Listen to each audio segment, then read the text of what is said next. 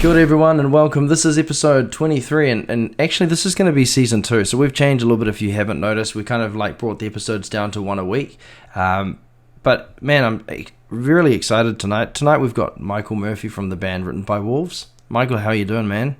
I'm good, man. Thank you so much for having me. Oh, you're welcome. It's really cool to have artists like yourself on here that are willing to give up their time to talk about music and give some insight into not only students, but those that are interested in learning more about yourself, but also your experience and journey in music so that they can kind of, see their pathway and find out how they fit and be inspired by you. So thank you so much. Oh man, we love what you're doing, so I'm really stoked to be a part of it. Awesome. Absolutely. It's very Awesome. cool.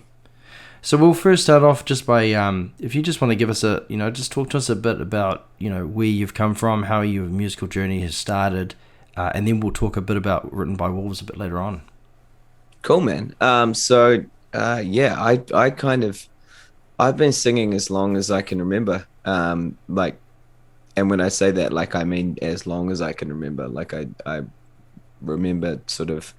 Apparently, I used to run up and down the streets of Taupo just kind of singing like some sort of crazy, weird 4-year-old, and just would not stop to the extent that my mum just gave up being embarrassed about it and just kind of embraced it and sort of bought me like weird sort of toy guitars and microphones and things like that. And I used to take them with me everywhere I went. From then, I just never stopped. I never really stopped singing. It was kind of a part of me, and it was just something that I always did. I started bands in high school, did some really cool stuff. I had, did rock quests and things like that, which funnily enough, so back in Taupo, my rock quest band was originally called Grave Chippering, which was a pretty rubbish name, but hey, it is what it is, and we all love that. It was then called Dead Set, and so in my band Dead Set, one of my best friends, Fish, Andrew Kerr, he was in the band. He now plays for Blind Spot. So, and then one of the other bands that we used to compete against was called Slip and Tongue, and they were from Rotorua, and the singer of that band was Jenny Skoolander, now right. Jenny Smathers, and so she's obviously the lead singer of Devilskin. So very recently when Blind Spot got back together, Written by Wolves, Blind Spot and Devilskin all went out on tour. So there was this kind of beautiful Rotorua Taupo rock quest thing that we all had going, which was pretty cool. But I digress.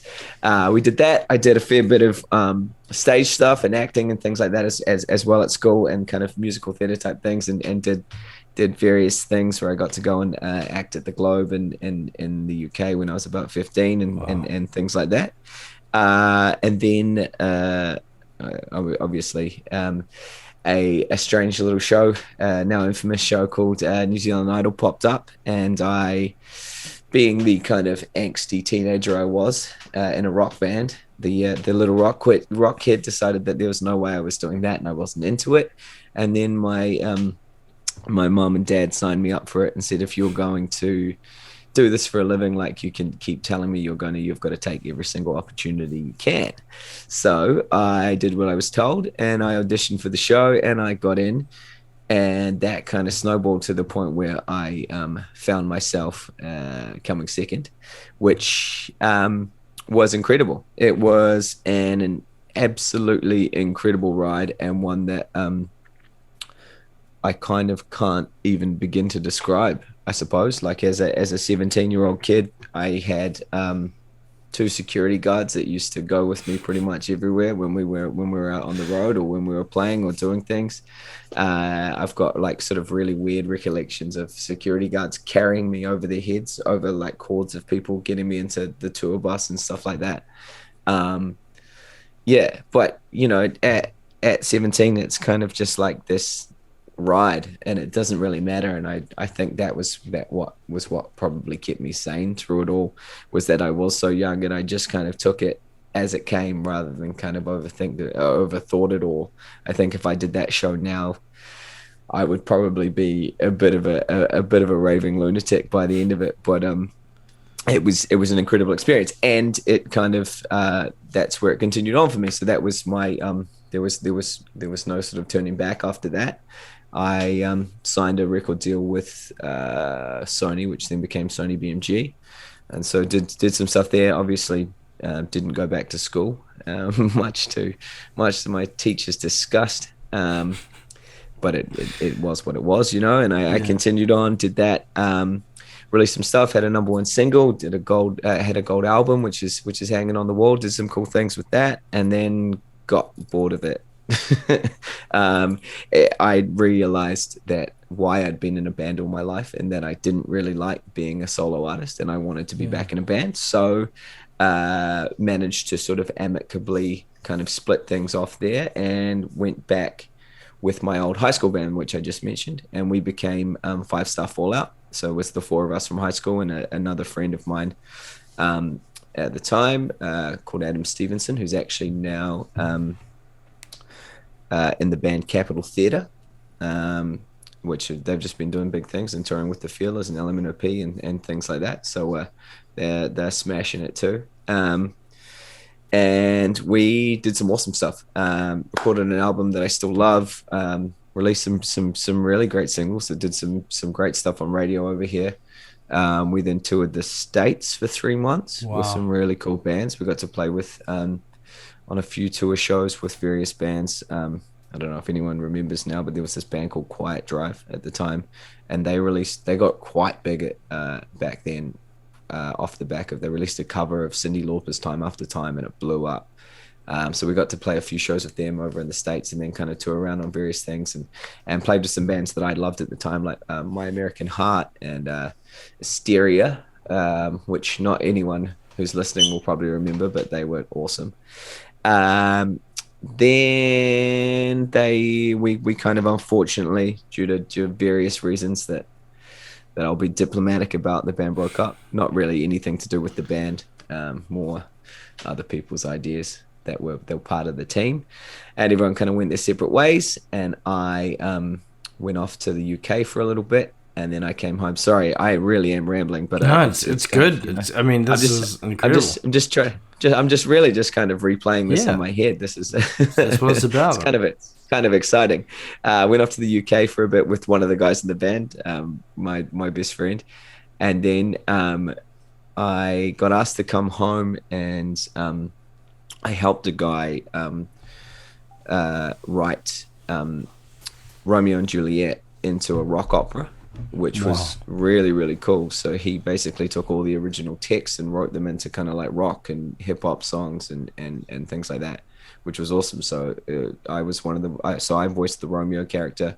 We had Dane Rumble doing some stuff. We had Lapi Mariner. Just some really, really incredible musicians doing some really cool things. And he wrote this amazing show, and we ended up making it into a feature film, which was really out there and really crazy.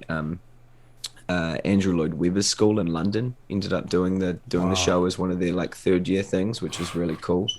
So that happened, and then really, really unfortunately, as we were about to kind of do a bit more, and I was actually at the time, sorry, I'm kind of just remembering things. Good. Was about to go off to New York and to do the show in a festival over there, and then Mike O'Neill, the guy who wrote it, had a stroke, like a really crazy stroke, and just that was it.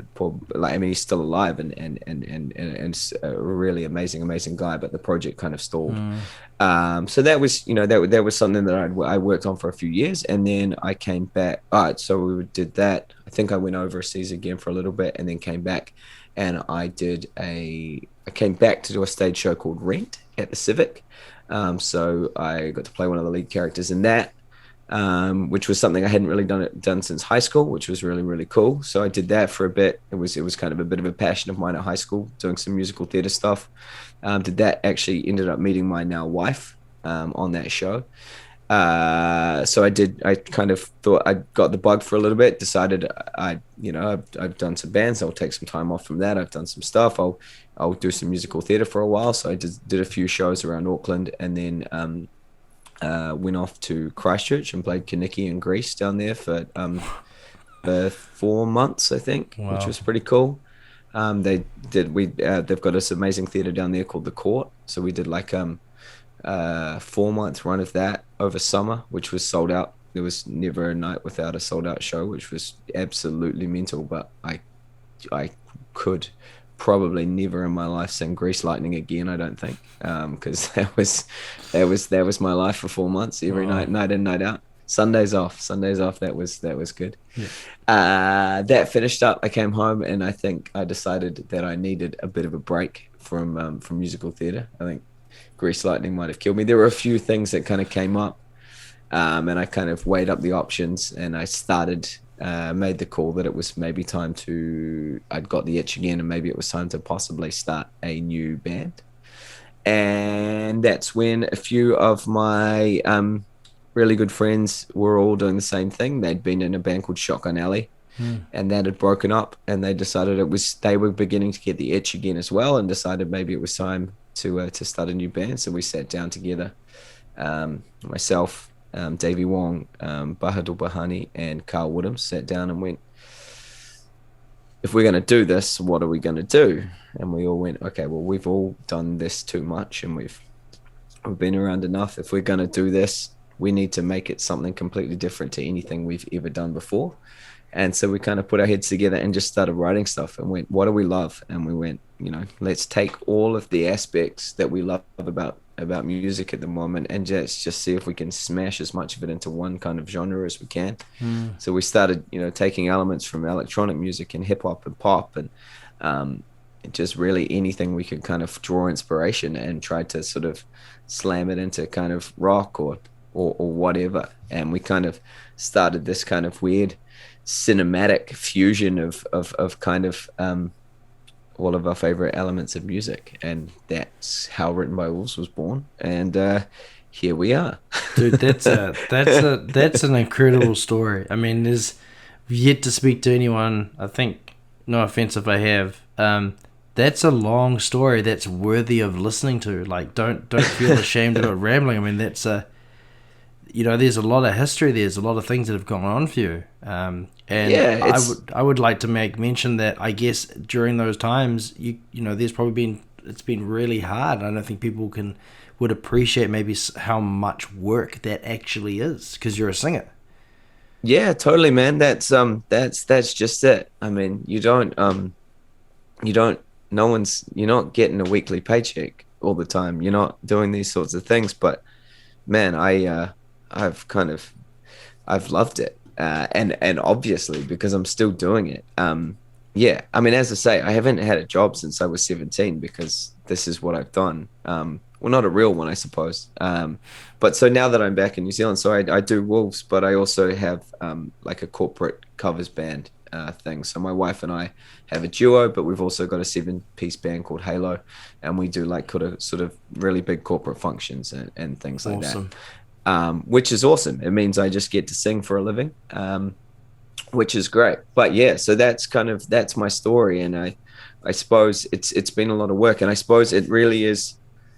You kind of can't really kind of talk about where someone is, I suppose, in their career without working out where it came from. Mm-hmm. And I think a lot about. I mean, I loved Five Star Fallout. I think that was a really incredible band, and I think we did some amazing stuff, and I'm really proud of the stuff that we wrote and the things that we did. But I was 21 then, and I know for a fact, like, as much as I love the tunes that I wrote back then and love what we did as a band, I kind of wish that I had the ability to write like I do now. But I know as a 21-year-old, I couldn't write what I'm writing now, because I didn't have that in me. I didn't have I mean, I still feel that we wrote some really great stuff, but I don't think, without that experience and without that life and without everything that's happened in between, you kind of don't really, it's hard to do that. And I'm not saying that a 20-year-old or a 21-year-old or an 18-year-old or whomever can't do that, because they absolutely can. I mean, you've only got to see some of the great, the greatest music of all time has been written by some really young cats. But I think for me, I know that, yeah, I could only write what I could write then. I couldn't write what I'm writing now, which is great. And I think evolution is so insanely important, is in every aspect of life, but especially in music. Maybe as a 21-year-old, I probably would have been really closed off to a lot of things, and I probably wouldn't have sat down and gone, "Hey guys, let's try chuck some of this in, or let's try chuck something electronic, or let's try and do this." It always had to be a certain way. But I think it kind of takes a little bit of time to really understand, unless of course you are a really open, rad 18-year-old who's willing to go, yeah, let's chuck it all in. And I think if I could give anyone any advice right now, it's be open to anything you possibly can, as far as well, I suppose anything in life. Look at an opportunity as an opportunity. Don't close off because that's not what you're into, or that's not what you do. But now I'm definitely rambling. But I think it's a book my mate gave me recently, and I've finished reading. Is called "The Obstacle Is the Way." Do you know? And it's such a great book. And like, I'll just quickly mention that when I was 14, and I think I was 14, I hated Tool. All my mates were like, "I love Tool," and I would listen to them like Rage Against the Machine and be like, "What the heck is this? Is trash, man." And then one day, I've mentioned this before, I was listening to the cassette tape that I had of Anima, the album, and I liked Stinkfist, but I didn't like the rest. And then all of a sudden, I just remember like it clicked, and Eulogy came on, and for some reason, it was like hearing it for the first time with completely fresh ears, and my whole musical world became this massive, like, as in I understood. And one of the things I'm really passionate about as a teacher is trying to encourage kids to like get to that, have that experience. Was to listen to as much music as you mentioned with their ears open, and not apply a bias based on like what other people think about it, or what other people might think about them for liking it. Just listen without like judgment, and then you'll hear things. Do you know what I mean? Well, you never know. You never know where that moment's going to come from. Like that moment that you just spoke of. You don't know when that moment where you hear something for the first time is gonna happen, or it's gonna change you. And like, I remember so many of those moments, and they probably, like, I still vividly remember where I was, what I was doing, where I was sitting when I first heard Linkin Park. Like, I still remember that kind of stuff. Like, I know exactly where I was. And Same with me with Tool, man. I still remember I was on the train on the way to school. But carry on. And that's just it. Like, those moments, you don't know where they're coming, and you don't know what they're going to do to you. And you, if you don't allow them to happen by going, "Oh no, I'm not into that," or "I'm not going to listen to that," you never know where it's going to be, and you never know how that might shape you. And I think that's just it. And you don't know what those are going to be, so you've got to give yourself the chance. I mean, for me, I can remember 100 different types of things. I remember hearing Stairway to Heaven for the first time. I remember like hearing various Beatles songs as a kid. I still remember sitting and going on a road trip with my dad listening to Elvis. There's so many things. But then also I remember the first time I heard Tupac. It's like there's various things that it's all different. But I also remember being an 11-year-old kid thinking Five were the greatest thing that had ever happened.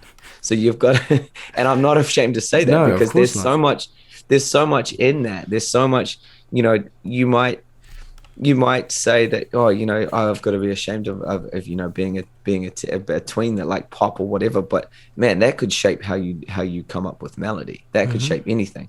And you've only got to look at how any type of music is going now. If you've got various sort of ideas about how you come up with melody, or how you work melody, and that might have come from a love of pop music, or a love of hip hop, or a love of something different, and you can apply that to something different, and all of a sudden that genre is opened up and it's different. People are going to take notice because they haven't heard it before. So whatever you can take from something, and if you could love pop music and then go chuck it in a rock song, there's so many bands at the moment that are writing these big heavy rock songs with these really beautiful pop melodies, and people going, oh yeah, I dig that, that's rad. So you've got to kind of be open to this and be willing to not go, oh, I haven't heard this before, so I can't do it. But you've got to go, all right, what am I doing that someone hasn't done before, and where am I going to find that from? Where can I find that inspiration? There's a band like you Korn, of course, and I remember like the thing I didn't realize until a bit later on was that Korn was singing these like 80s pop, like Duran Duran style melodies over these really heavy riffs, and that's why they were so catchy to me. But there was all this dissonance underneath it, And it Yeah. wasn't until much later that I like when I started reading about Jonathan Davis and how he wrote his music. It's all kind of made sense. So you've made some really cool points, and I think what we can do is talk a bit about like, if you're the singer, and I imagine you'll be writing a lot of the vocal melodies for your band Uh-huh. written by Wolf. So Yeah. walk us through the process of like of how that is. If the band is, say, potentially writing the music and then it's been given to you, or what is your process with written by wolves? How do you approach your contribution to it? Yeah, and I think that's a really interesting thing because with Wolves with Written by Wolves it is a very different process to any band I've ever been in before. We're not a band that goes and stands in a practice room and kind of writes a song all together. All my old bands have been able to have done that, but technology's changed and things have changed to the point where now we've all got studios in our house. So Dave will generally start working on a track, whether it be 9 o'clock at night, 10 o'clock at night when he's all of a sudden got inspiration, whether it be 1 o'clock on a Saturday afternoon, and then he'll send me something and go, "Are you vibing on this?" He might say, "Come over, work on this with me." I might come over. One of the boys might go over and start working on the instrumentation of it. But then, generally, once I get sent something, I then lock myself in my studio and just sit there and kind of just work it out. And And is I the arrangement like is it kind of finished by then, or is that kind of like just like a blueprint or a sketch?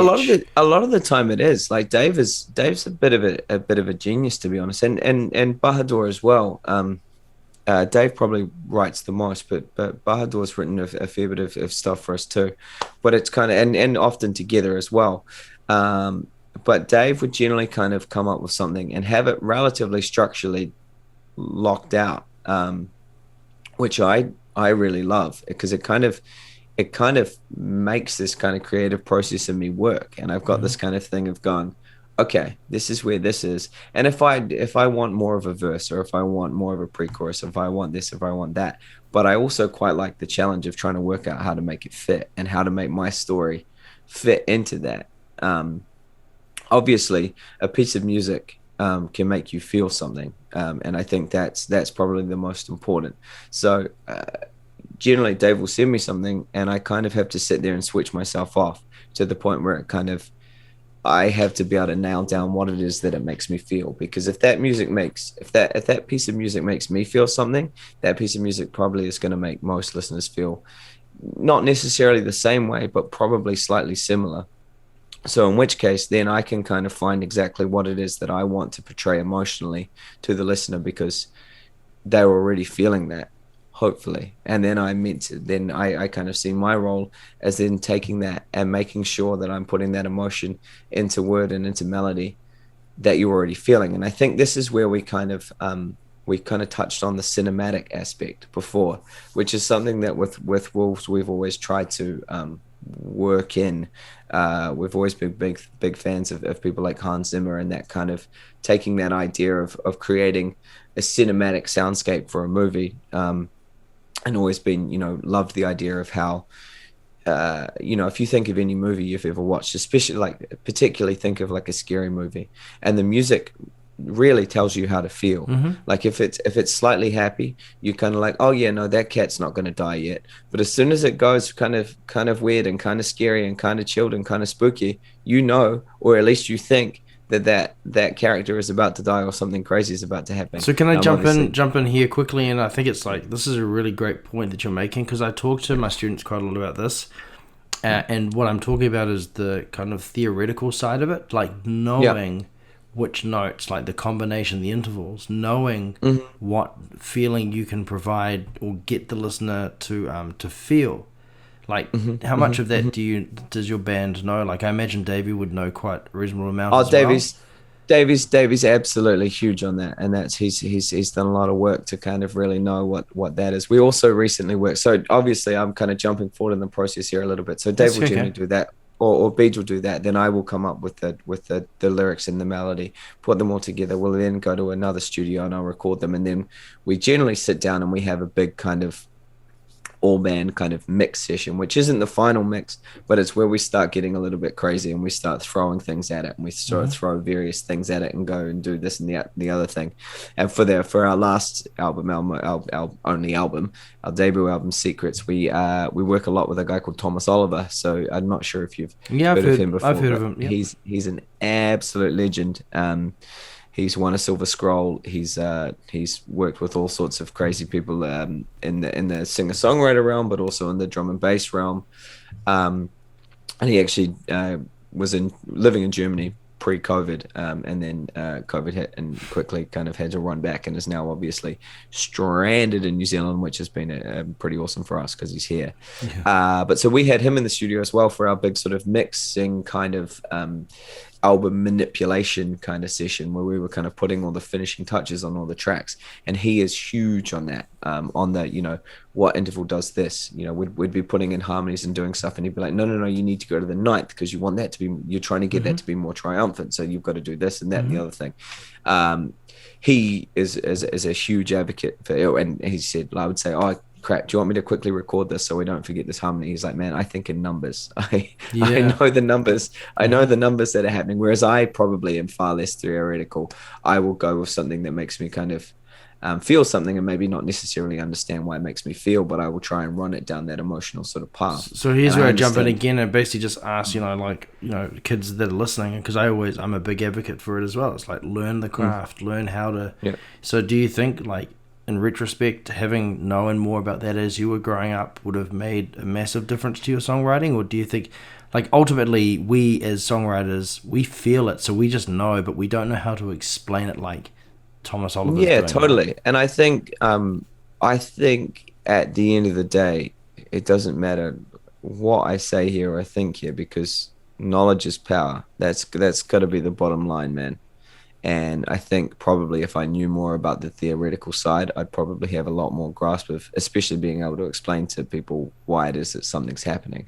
Whereas I'll generally just go, that's what it is. That's what makes you feel something. That's the moment. That's, you know, I'm creating the moment. Whereas at the end of the day, knowledge is power. The more you understand, the more you're going to be better at something. And yes, I should definitely be upskilling in this regard. And I do agree, students, you should definitely endeavor to know more than me. That would be a very, very good idea, I would suggest. So let's talk about, so the song's made, you guys kind of like, you know, it sounds like Davey, and how do I pronounce the other guy's name? Bahadur. Just call him Beej. Or just call him Beej or B. Okay. Bahadur. It's easy. That's good. And then so when you mentioned you're listening to it, you're like vibing off it, you're feeling it. Then how do you decide what you're going to write about lyrically? Where does that come from? See, lyrics are probably like my kind of my I would suggest my kind of forte, my area of expertise that I kind of pride myself on the most. I will generally kind of start with whatever it is I'm kind of feeling. I mean, as I say, I kind of generally try and sit and let the music kind of take me to a place, and then that would generally sort of take me to where I feel like I'm going to go. Okay, so throw in a song that you can talk about here. So what's a song that we can discuss and then the listeners can go and have a listen to and hear and connect the dots. Like maybe a couple of examples. It's really up to you. I think there's kind of a fair bit about that. I mean, and if I suppose I could probably even go slightly further than that and sort of talk about the progression in which our music has kind of happened. So our first track that we ever released was called Not Afraid to Die. And I basically kind of always, for some reason, whenever I sat and listened to that song, I started to imagine myself as like a cowboy in an old Western shootout. Which I know sounds weird, but it was like, that was where my brain went all the time. So I started to kind of, and you know, it was, for me, it was kind of going down that cinematic path of like, I could picture it. I could picture exactly what it was I was trying to say. And I was trying to sort of get across the emotions that would happen if you were this hired gun that was walking in to kind of sort of fix things in the town. And you had that 10 paces to kind of deal with. And that was it. But making sure that you had to have that confidence to know that you were going to win, or at least believe you were going to win. From there on in, we kind of continued to progress, and I kind of I think I started to probably use music a lot more as my outlet for various things. And I think in some of the next few tracks that we released, particularly like Explode and Pretty Lies, I think um, I used them as ways to kind of get out my feelings and anger at the music industry. I think I felt I, I love music and I love that we can do this and I love the way that it can happen, but I don't feel the industry is always something that's, that's set up to, I suppose, protect and nurture musicians.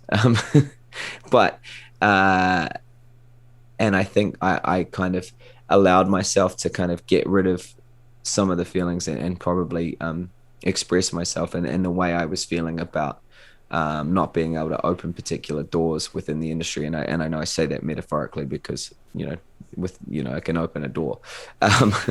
Um, but those were tracks that I kind of really wanted to get out a bit of anger about the and frustration, I suppose, at which the music industry was doing things, and probably definitely specifically to our Renewal's particular situation.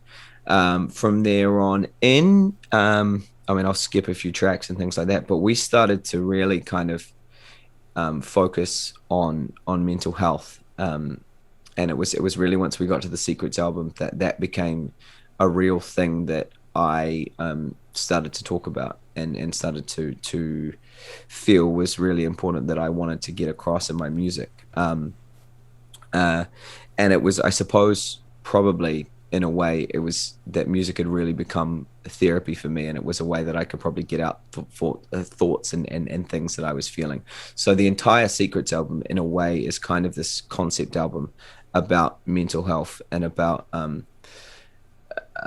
I mean, the idea about an album called Secrets is it's about trying to tell people that you can share them. They were all meant to be kind of songs that were about things that we often don't feel that we can talk about, that we would keep as secrets, and going, this is something that I'm going to put out there, and I'm going to talk about these feelings, and I'm going to talk about these things. And this is stuff that we don't usually do, which is why we entitled the album Secrets, and why it was sort of all meant to be about being able to sort of express and kind of normalize talking about things like, I mean, the first single off that album was called Tell Me What You're Running From. And it was basically about, if you give up if you want, run away, but be honest with yourself about what it is that you're running from. It was for me. And it's honorable, man. It's honorable because, like at the end of the day, like when we get my kids at school to write songs, it's like, just write it down. And the cool thing is, right, is that you can write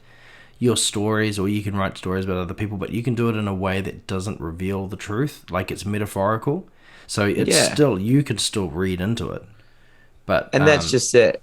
And I think also, like, it's not necessarily, for me, these are deeply personal songs, but they've got a different meaning to anyone who listens to them, and that's the beauty of music. Like, I used to be a real advocate for not kind of explaining what a song was about, for the sheer fact that I thought it was super important that people had their own meaning for it.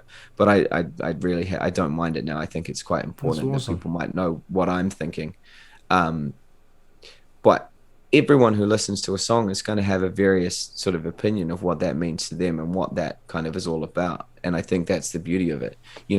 What might be my therapy for something that I might be trying to deal with in my life can also totally do the same thing for someone for a completely different reason. And I think that's where our music has progressed to. And I think that is probably the biggest thing about our message and what we are now trying to convey and get across to people, is that, you can sort of talk about these things. You can get these things out, and certainly for your kids and your students and for all you cats listening, it's like, if you are into music and you do, this can be such a great way for you to express yourself and to get something out. Like, it's not healthy to keep this stuff inside. And that's, that's why we're starting to realize now of how much we do, and whether it's going to, I don't whether it's got, I don't say that you shouldn't be going to a therapist. If you want to go to a therapist, totally do that. But for me, what's working is that I get to kind of write these thoughts and feelings down. And I think there came this point, like a particular track on the album, Lucky Stars. There came this point where we were getting messages from all around the world, like almost daily, from people going, "Wow, your music has saved my life. Wow. I, for various reasons, this was happening or that was happening, and your music is what's keeping me going, and this is incredible."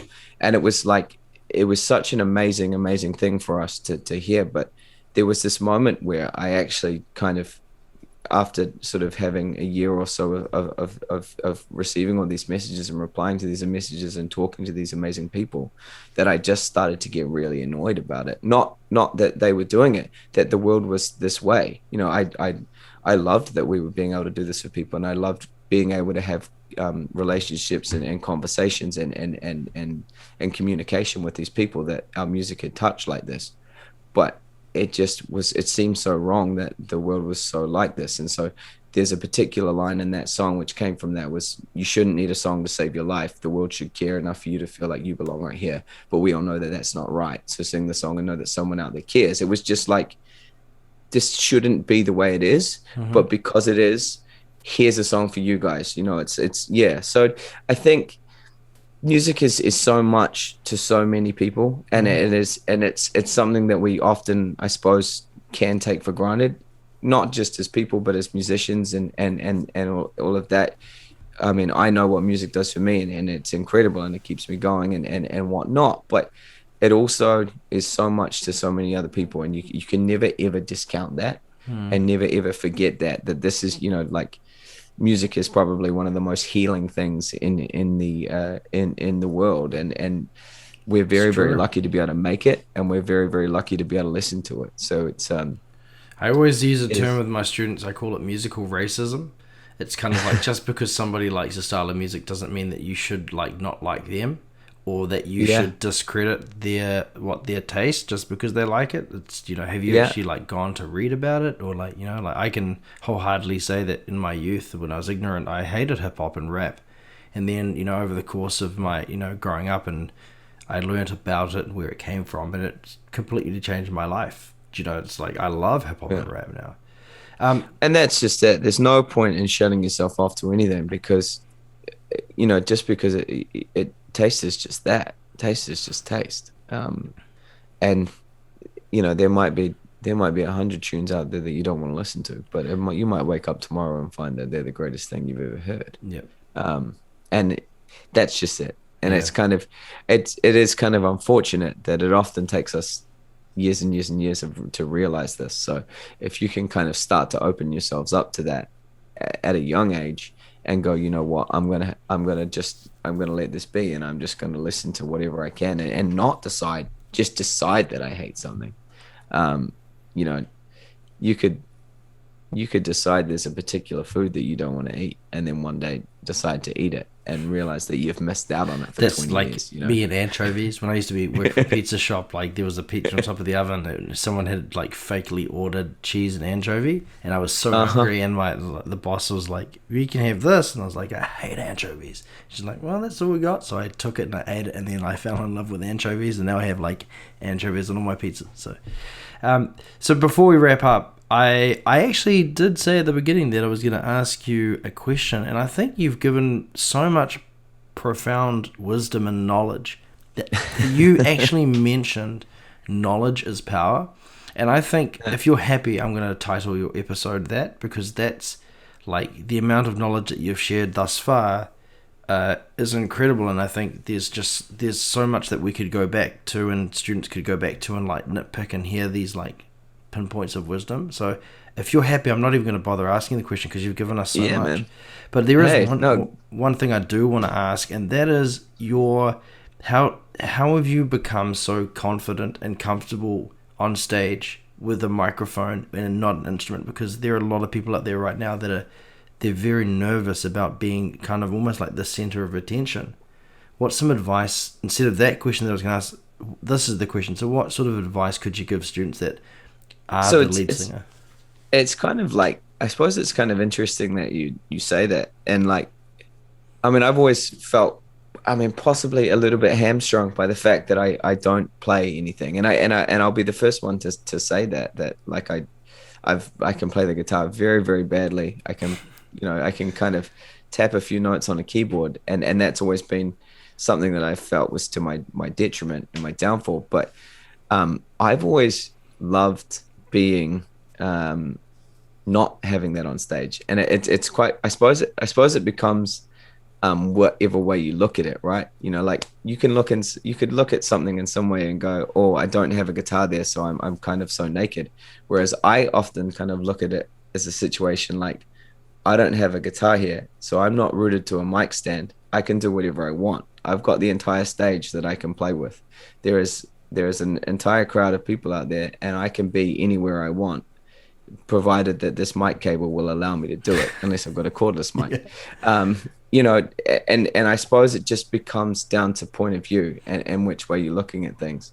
I mean, I suppose I've been doing this my entire life, and I have always done it this way because I never played. So I suppose in that regard, I've probably put the 10,000 hours in that, so it doesn't ever scare me, and I love that. But I suppose if you can possibly look at, if you are worried about being there and feeling naked and things like that, and feeling kind of really exposed by being just by yourself as a mic stand, try and think if you can possibly change your perspective. And if it is scary, then you've just got to put in the time to make it not scary. It's about finding the confidence, and it's about finding that. And we can, you can sit there and find it in a room, but you've got to get it to a point where it can feel natural. Because you want to get on the stage with people watching you and not have to think about it. You want it to just kind of happen. But I think if I was to suggest anything, it would be to try and change the perspective and not feel like you're being hampered by not having that. For me, it was always an exciting thing because I didn't have anything that had to stop me. I could be anywhere I wanted to be on the stage, and that could be any part of my performance. I could be climbing on a speaker stack, or I could be doing whatever, because I didn't have to get back to my mic stand and play the solo on my guitar or whatever. That is such a cool way of explaining it. Someone explained it to me. I heard it to somebody recently. It's kind of like they're not like looking at you. You're actually like entertaining them, and it's actually about them. It's not about you.